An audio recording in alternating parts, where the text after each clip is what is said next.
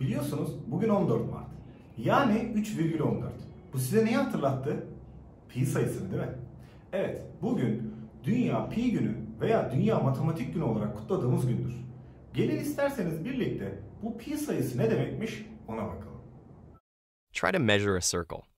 The diameter and radius are easy. They're just straight lines you can measure with a ruler.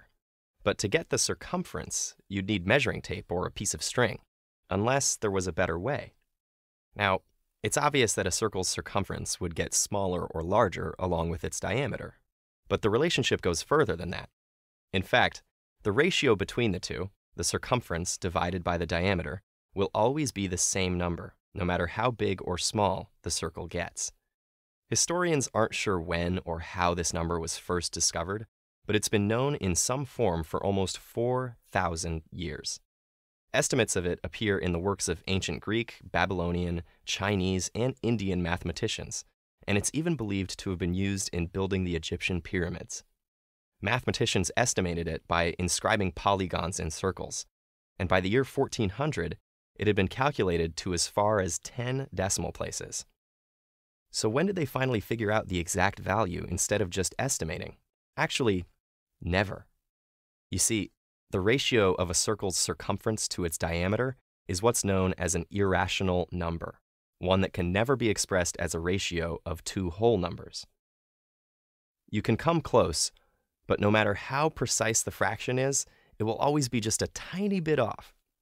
So to write it out in its decimal form, you'd have an ongoing series of digits starting with 3.14159 and continuing forever.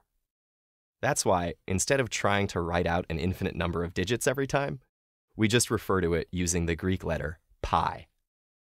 Nowadays, we test the speed of computers by having them calculate pi, and quantum computers have been able to calculate it up to 2 quadrillion digits. People even compete to see how many digits they can memorize, and have set records for remembering over 67,000 of them. But for most scientific uses, you only need the first 40 or so. And what are these scientific uses? Well, just about any calculations involving circles, from the volume of a can of soda to the orbits of satellites. And it's not just circles either.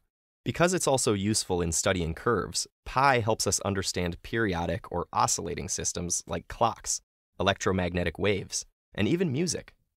In statistics, pi is used in the equation to calculate the area under a normal distribution curve, which comes in handy for figuring out distributions of standardized test scores, financial models, or margins of error in scientific results. As if that weren't enough, pi is used in particle physics experiments, such as those using the Large Hadron Collider, not only due to its round shape, but more subtly, because of the orbits in which tiny particles move. Scientists have even used pi to prove the elusive notion that light functions as both a particle and an electromagnetic wave, and perhaps most impressively, to calculate the density of our entire universe, which, by the way, still has infinitely less stuff in it than the total number of digits in pi.